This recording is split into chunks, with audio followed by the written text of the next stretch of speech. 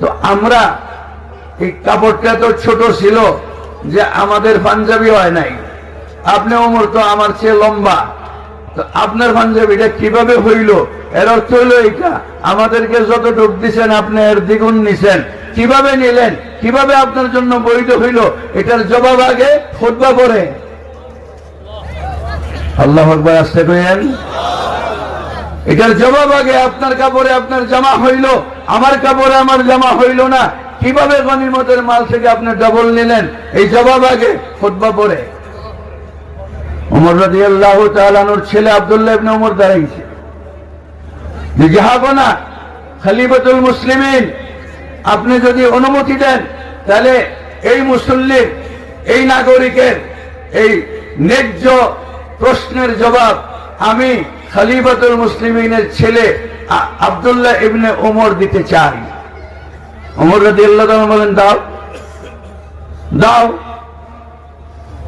সবাই উদ্দেশ্য করে বলে যে ভাই সব মদিনার নাগরিকরা শোনেন, গত সপ্তাহে গনিমতের মাল থেকে যে পরিমাণ কাপড় বন্টন করা হয়েছে, একটা টুকরা নাগরিক হিসাবে আমি পেয়েছি, একটা টুকরা নাগরিক হিসাবে আমার বাবাও পেয়েছে। কিন্তু আমার বাবার জামা একটা, কয়টা জামা? একটা। জুম্মার নামাজের দিন ধুইয়া দেয়, সপ্তাহে একদিন ধোয়, সকালবেলা ধুইলে শীতের দিন জুম্মার নামাজের আজানের সময় হয়ে যায়, জামাটা শুকায় না, ভিজা জামা পরে তিনি খুতবা দিতে যান, ঠান্ডা লেগে যায়। আমি আব্দুল্লাহ বাবার এই অসুবিধা দেখা আমার টুকরাটা আমি বাবাকে হাদিয়া করে দিছি, বাবারটা আর ছেলেরটা দুইটা মিলাইয়া আমার বাবা জামা বানায়া তারপরে আজকে খুতবায় দাঁড়াইছে।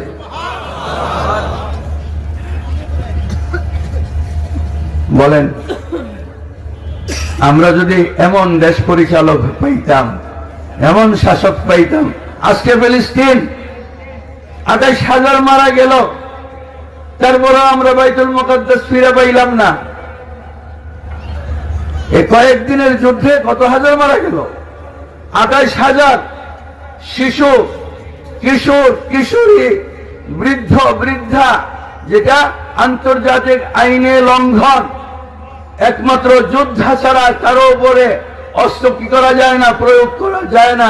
আন্তর্জাতিক আদালতে এটা অমার্জনীয় অপরাধ, যুদ্ধ অপরাধ। এই 28,000 ফিলিস্তিনিদেরকে যে শহীদ করা হয়েছে, এর মধ্যে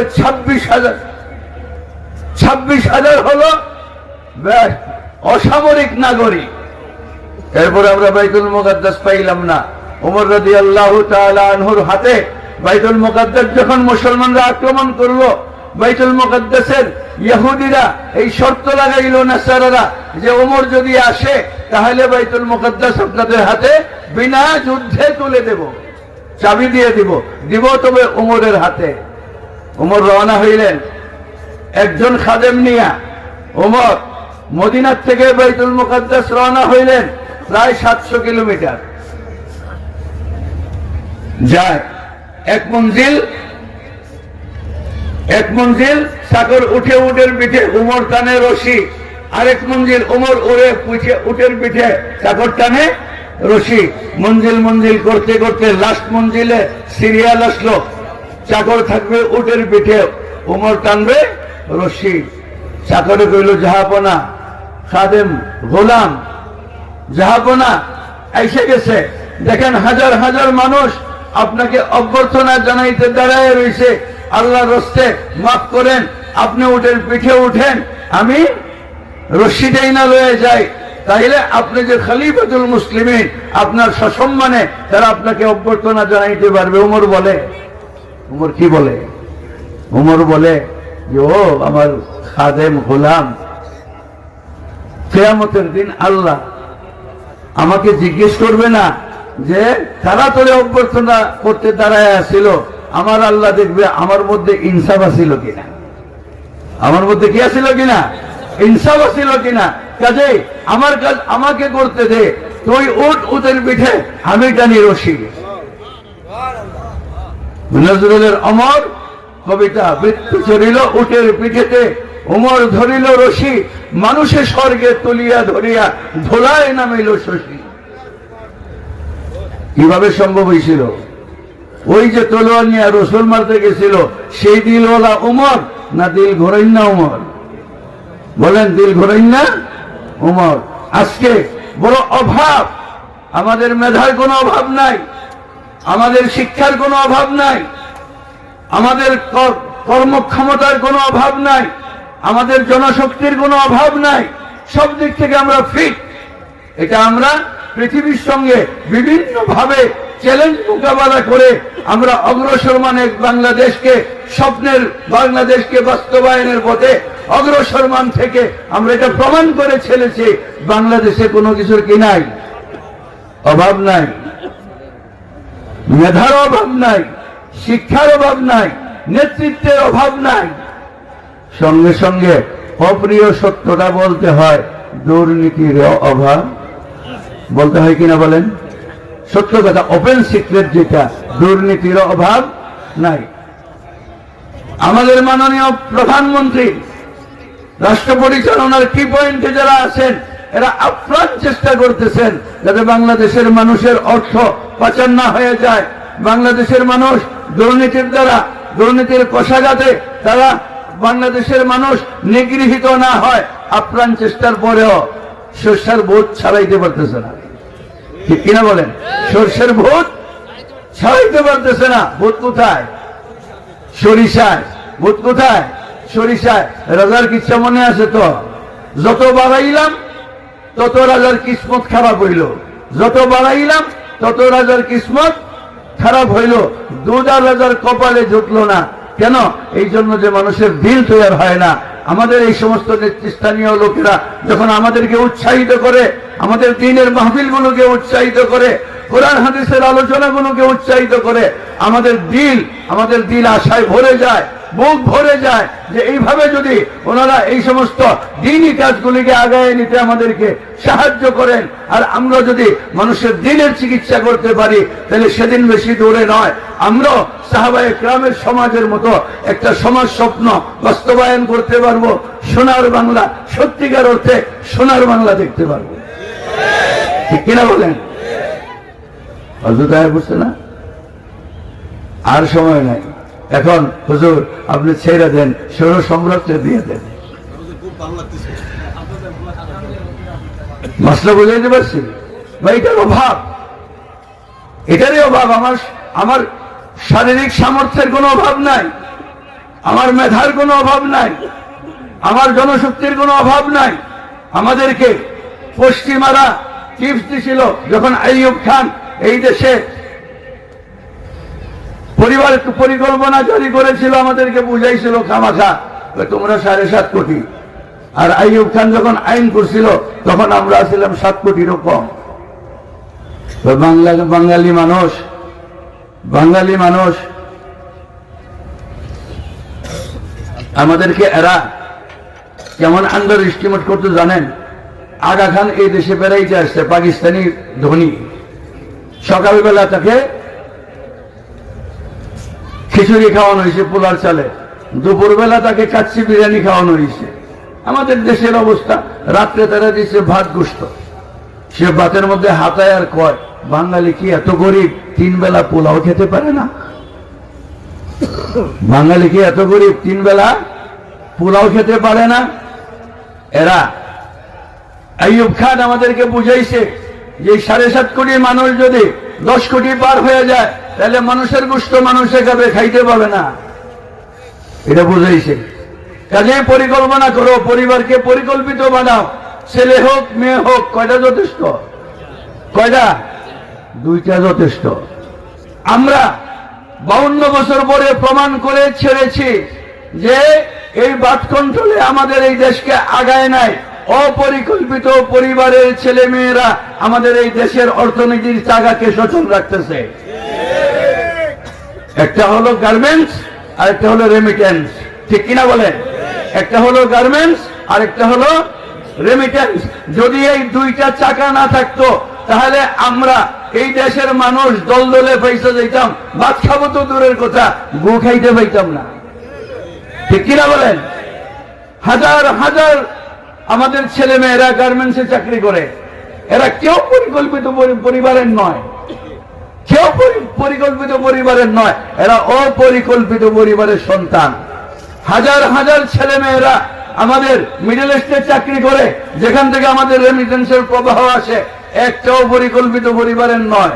5 ভাই একসঙ্গে সৌদি থাকে, 7 ভাই, একটা ওমান, একটা কুয়েত, একটা কাতার, একটা সৌদি, একটা আবুধাবি, একটা বাহরাইন, এইভাবে থাকে।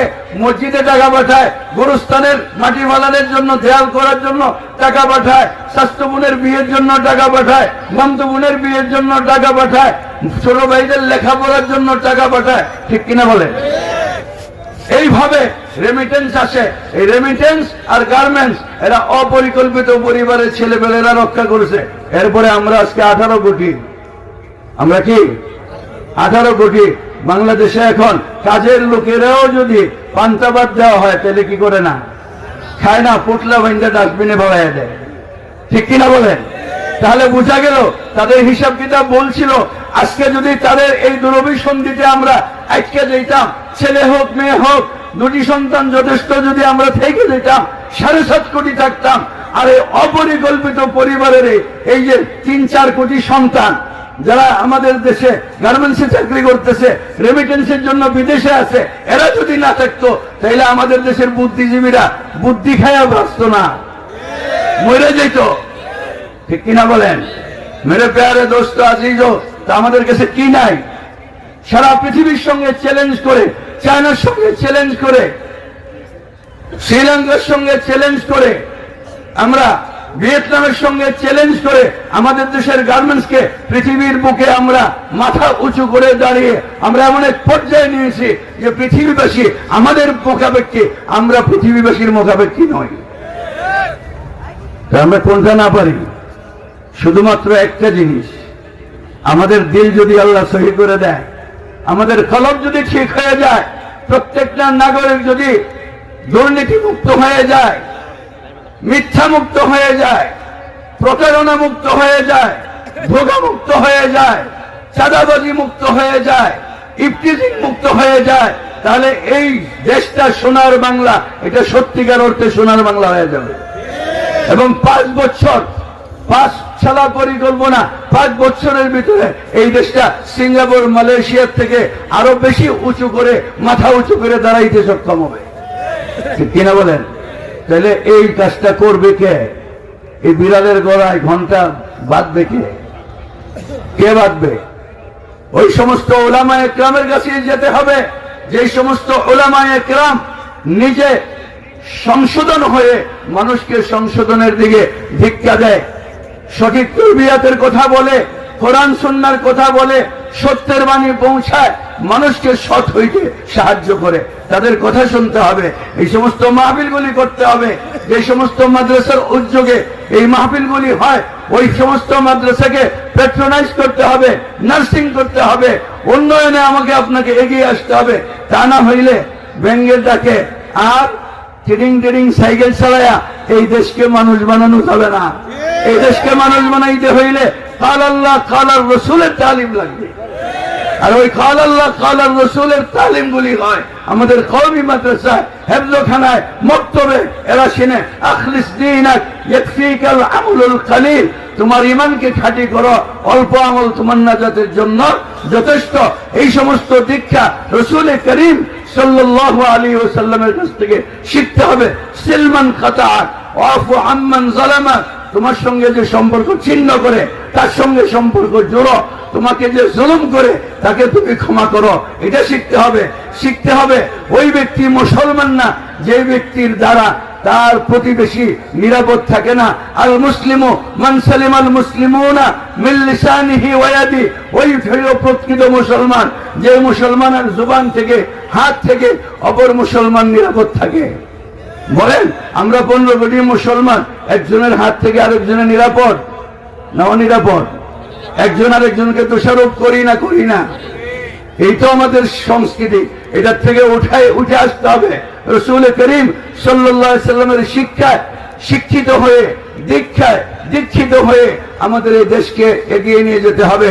আল্লাহ পাক পরওয়ারদিগার আলম আমাদের সকলকে বোঝার, আমল করার তৌফিক দান করুন। আমিন। ওয়া আখিরু দাওয়ানা আলহামদুলিল্লাহি রাব্বিল আলামিন।